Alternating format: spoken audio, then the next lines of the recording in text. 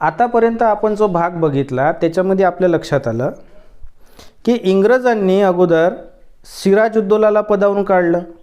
सिराजुद्दौलाला पदावरून काढून त्याचाच सेनापती मीर जाफरला गादीवर बसवलं आणि मीर जाफरला पण पुढं गादीवरून काढलं आणि त्याच्या ठिकाणी त्याचा जावई मीर कासिमला गादीवर बसवलं आणि पुढं मीर कासिमला पण पदावरून काढून पुन्हा कोणाला बसवलं तर मीर जाफरला गादीवर बसवलं आणि पुढं त्याचा मुलगा नजमुद्दौलाला. इथं आपण राज्यसेवा आणि MPSCच्या पुढं राज्यसेवा जे काही आता लेखी होणार आहे त्या दृष्टिकोनातून जर विचार केला तर आपल्याला एक प्रश्न विचारू शकते राज्यसेवा की ईस्ट इंडिया कंपनी हे जे आहे एका नवाबाला पदावरून काढून दुसऱ्या नवाबाला पदावर बसण्याचा प्रयत्न करण्याचे काय कारण होते की एक नवाबाला पदावरून काढायचं आणि दुसऱ्या नवाबाला पुन्हा पदावर बसवायचं, याचे काय कारण होते? का ईस्ट इंडिया कंपनीला या गोष्टीमध्ये जास्त इंटरेस्ट होता? तर बघा याचे काय कारण आहे ते थोडं आपण लक्षात घेऊ. बघा काय कारण आहे. पहिले कारण आहे का ईस्ट इंडिया कंपनीला असा नवाब पाहिजे होता जो कंपनीच्या मताचा असेल. ज्यावेळी कंपनीला पैशाची गरज पडेल त्यावेळेस तो पैशाची गरज भागवणारा असला पाहिजे. म्हणजे कंपनी नवाब तर बसवत होती पण कंपनीला अशा नवाबाची अपेक्षा होती जो कंपनीच्या हिताचा असेल. ज्या वेळेस कंपनीला पैसा पाहिजे त्यावेळेस कंपनीला पैसा देणारा असावा. ज्या वेळेस कंपनीला सैनिकाची गरज पडली त्यावेळेस सैनिक देणारा असावा. बरोबर आहे का नाही? तर ह्या सगळ्या गोष्टीला असं कंपनीला विकसित होण्यासाठी राजकीय अधिकार देणारा असावा. मग कंपनीला विकसित व्हायचं आहे तर मग त्या क्षेत्रामध्ये दिवाणी अधिकार देणारा असावा, फौजदारी अधिकार देणारा असा असावा. आणि कंपनीने काही अधिकारांचा गैरवापर केला तर सहन करणारा पण असावा. आता आपण पाहू का इंग्रजांची जेव्हा पूर्ण बंगालवर मालकी होईल त्यावेळेस कंपनीने कशा पद्धतीनं भारताची लूट केली तर हे लक्षात येईल.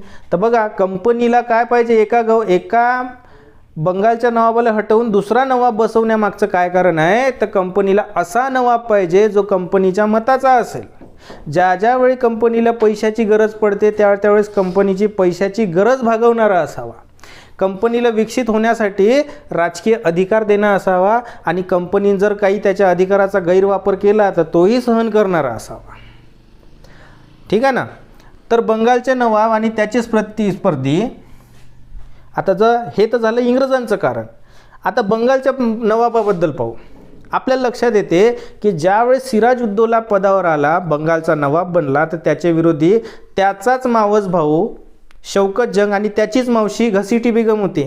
म्हणजे सिराजुद्दौलाला हटवून आम्हाला नवाब बनवा याच्यासाठी हे कोणत्याही थराला जाऊ शकत होते. मग आता काय तर इंग्रज लोकांसमोर हे डिमांड ठेवणार की सिराजुद्दौलाला पदावरून काढा आणि आम्हाला बनवा. मग कंपनी म्हणन का ठीक आहे त्याला पदावरून काढतो तुला बनवतो, त्याच्यात कंपनीचा काय फायदा? तर मग आम्ही कंपनीला हे अधिकार देतो, आम्ही कंपनीला पैसा देतो, आम्ही कंपनीला काय देतो तर राजकीय अधिकार देतो, आम्ही अमुक अधिकार देतो, आम्ही टमुक अधिकार देतो. तर हाही एक फायदा होता. म्हणून एक लक्षात घ्या का बंगालचे नवाब आणि त्याचे प्रतिस्पर्धी सत्ता मिळवण्यासाठी कोणत्याही थराला जाऊ शकतात. या भारतीयांची कमजोरी जी आहे, हे जे भारतीयाची कमजोरी आहे हे इंग्रजांना माहीत होती की सत्तेसाठी भारतीय लोक कोणत्याही थराले जाऊ शकते. हे कमजोरी कोणाला माहीत होती? इंग्रजांना माहीत होती. दुसरं आहे की नवाबाचा प्रतिस्पर्धी आधीच्या नवाबापेक्षा जास्त पैसा आणि जास्त सवलती द्यायला तयार झाला होता. लक्षात आलं का? जेव्हा मीर कासिम जो आहे जेव्हा मीर जाफर पदावर आला तर मीर जाफरला पदावरून काढण्यासाठी मीर कासिमनं इंग्रजासोबत कोणता तह केला आपल्याला माहीत आहे. त्याला चुना फॅक्टरीचं भागीदारी दिली, इंग्रजांना 90 लाख रुपये दिले होते. बरोबर आहे का नाही? तर हे म्हणजे आधीच्या नवाबापेक्षा पण जास्त सवलती द्यायला तयार होते. शिवाय नवाब बनल्यानंतर ज्या ब्रिटिश गव्हर्नर आणि अधिकाऱ्यांमुळे तो बंगालचा नवाब बनला की तुमच्यामुळं मी बंगालचा नवाब बनलो, तुम्ही जे गव्हर्नर आहे जे अधिकारी आहे तर त्यांना पण मोठमोठाली बक्षिसं मिळायची. तर हेही एक कारण होतं की ईस्ट इंडिया कंपनी काय करायची, एका नवाबाला पदावरून काढून दुसऱ्या नवाबाला बसवण्याचा प्रयत्न करत होती. तर जर असा प्रश्न आला तर आपल्याला सरळ उत्तर लिहिता येते की काय आहे की ईस्ट इंडिया कंपनीला तर पहिला असा नवाब पाहिजे जो कंपनीच्या हिताचा असेल, कंपनीच्या पैशाची गरज भागवणारा असेल. दुसरं काय तर कंपनीला विकसित होण्यासाठी त्याला राजकीय अधिकार द्यायला तयार असेल, दिवाणी अधिकार द्यायला तयार असेल.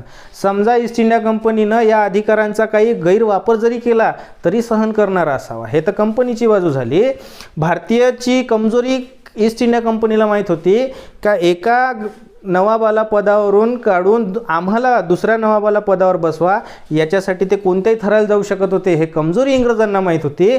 तिसरं कारण आहे की आधीचा जो काही प्रतिस्पर्धी आहे तो अगोदरचा बसलेला नवाब याला पदावरून हटवण्यासाठी जास्त सवलती आणि जास्त पैसा इंग्रजाला द्यायला तयार होता.